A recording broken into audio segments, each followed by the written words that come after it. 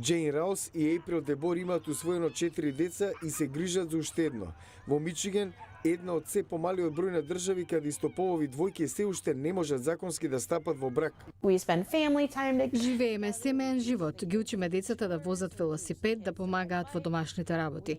Нашето семејство со ништо не се разликува од другите. Нема причина да бидеме третирани поинаку и да ги немаме истите законски права како секој друг. Дебор и Раус се тужители во случајот што утре ќе биде на расправа пред Врховниот суд.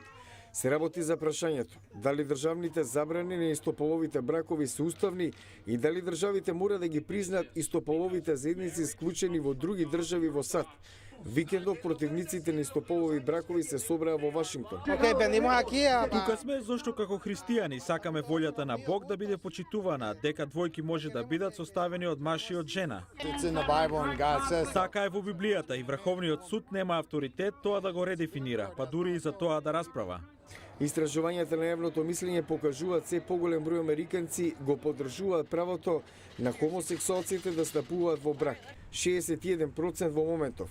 Пред 2 години Врховниот суд поништи федерален закон што ја спречуваше американската влада да ги признае хомосексуалните заедници.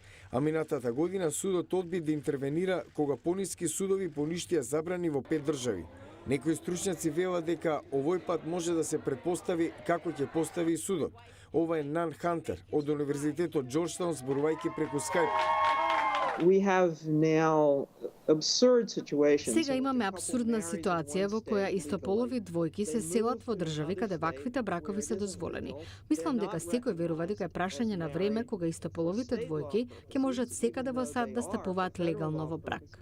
Ако судот пресуди во нивна корист, еве што ќе направат Раус и Дебор подоцна годинава. Подготовки за голема свадба. You guys really are